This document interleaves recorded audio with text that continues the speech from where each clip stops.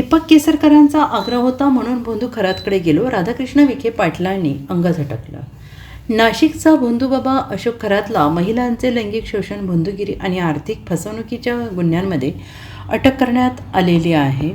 या प्रकरणात काही राजकारणी लोकांची नावे असल्याचं समोर आलेलं आहे. यात राष्ट्रवादीच्या नेते रुपाली चाकणकर आणि शिवसेनेचे नेते दीपक केसरकर हे अशोक खरातच्या संपर्कात होते अशी माहिती समोर आली आहे. तसेच इतरही अनेक नेत्यांशी संबंधित लोक खरातच्या संपर्कात असल्याचं समोर आलेलं आहे. अशातच आता भाजपाचे नेते आणि मंत्री राधाकृष्ण विखे पाटील यांनी भोंदूबाबा खरात याच्या बाबतीत मोठी माहिती दिली आहे.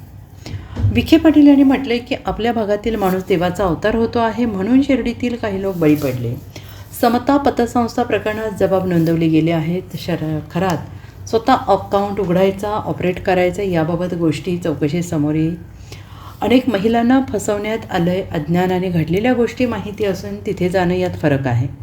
माहिती असताना कोणी गेलं नसतं. इथून पुढे कोणी भविष्य सांगायला आलं तर आधी त्याचं भविष्य बघावं लागेल. अंजली दमानिया यांच्याकडे भरपूर माहिती असेल. रोज नवीन प्रकार समोर येत आहेत, आरोप होत आहेत. SIT चौकशी करत आहे. जे दोषी असतील ते मोठे पदावर असले तरी कारवाईही झालीच पाहिजे. दीपक केसरकर यांचा आग्रह होता म्हणून मी गेलो होतो. काही गोष्टी अज्ञानाने झालेल्या आहेत. IG त्या ठिकाणी गेले, मात्र अनेक लोकांचे CDR आहेत. मात्र चौकशी निष्पक्ष होणार. IG गेले, मात्र जाणीवपूर्वक कोणी गेलं तर ते गंभीर आहे. माझं भविष्य लोक ठरवतात. मी हात दाखवून अवलक्षण करत नाही. केला शिर्डीमध्ये, म्हणून ते प्रकरण उघडकीस आलं. आता त्याच्यानंतर संपूर्ण माहिती आता समोर येते. चौकशी अधिकाऱ्यांच्या समोर आता बरीच माहिती येते. आणि आता जी नावं सारखी घेतली जात आहेत, CDR मधून येत आहेत, वेगवेगळ्या माध्यमातून येत आहेत. मला वाटतं ते SIT जर नेमलेली आहे तर ते चौकशी करतील त्याची. कारण आता यापूर्वी त्यांचं जे त्यांनी आता त्यांनी स्वतः एक अवतार धारण केलेला होता. आता त्या अवताराला बरेच लोक बळी पडलेले आहेत. त्यामुळं आता ते खरा अवतार समोर आलेला आहे. आता त्या काळात त्यांच्या ह्या सगळ्या भानगडी लोकांना माहीत नव्हत्या. संपर्क आला असेल. मला वाटतं त्यासाठी त्या लोकांना दोष दिला पाहिजे असं मी म्हणत नाही. अनेक निरपराध महिलांचं शोषण झालं. त्या सुद्धा या अशाच त्यांनी उभं केलेलं जे वलय होतं त्यामुळे दुर्दैवानं तो त्यांचा बळी पडला. आता SIT मध्ये हे सगळ्या चौकशी समोर येतील. आर्थिक व्यवहाराची जबाबदारी EDने घेतलेलीच आहे. आणि या सगळ्या CDRच्या माध्यमातून किंवा जे अंजली दमानिया यांनी म्हटलेलं आहे ते सगळ्या बाबी मला वाटतं चौकशीमध्ये समोर येतीलच ना. त्याच्यात काय काय आता बरेच वडिलांचे नाव येत आहेत. आता अनेक लोक समारंभामध्ये त्यांच्यावर नाव आहेत.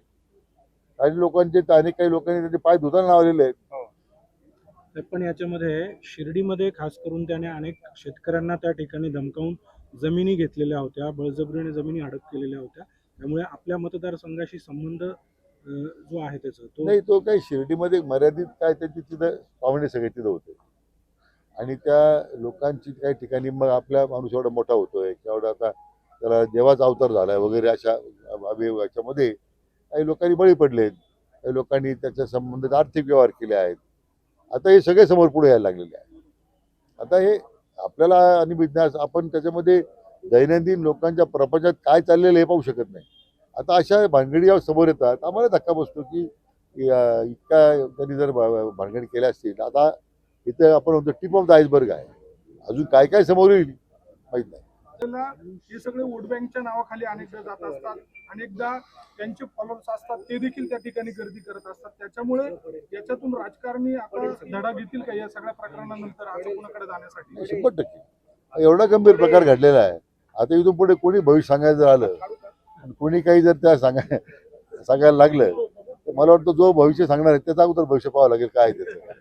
मगाशी म्हणाला काही लोक जे आहेत ते माहिती असून जात होते आणि काही माहित नसताना कार्यकर्त्यांच्या. एकनाथ शिंदे नेमके कसे गेले होते? माहित असून गेले होते की कार्यकर्त्यांच्या काय नेमकं तुमच्याकडे तुम्ही होता त्यांच्याबरोबर तेव्हा तिथे? असं आहे की शिर्डीला आल्यानंतर मला म्हटलं आपल्या एका ठिकाणी जाऊन यायचं देवालयामध्ये. आणि ते दीपक केसरकरांचा फार आग्रह होता त्यांना, तुम्ही गेलं पाहिजे. आम्ही गेलो सर्वजण. मला वाटतं आता तो सुद्धा एखाद्या भावनेचा प्रश्न असतो. आपण एखाद्या भक्ती दाखवतो. अशा अनेक भोंदू बाबांची उदाहरणं समोर यायला लागलेली आहेत टप्प्याटप्प्याने. अनेक लोकांची फसवणूक त्यामुळे झालेली आहे. त्या काही गोष्टी अज्ञानानं होतात. बहुतेक ही सुद्धा एक चूक त्यांची जी घडली ही अज्ञानानं झालेली आहे. याच्यात काही माहीत असं तर कोणीच गेलं नसतं.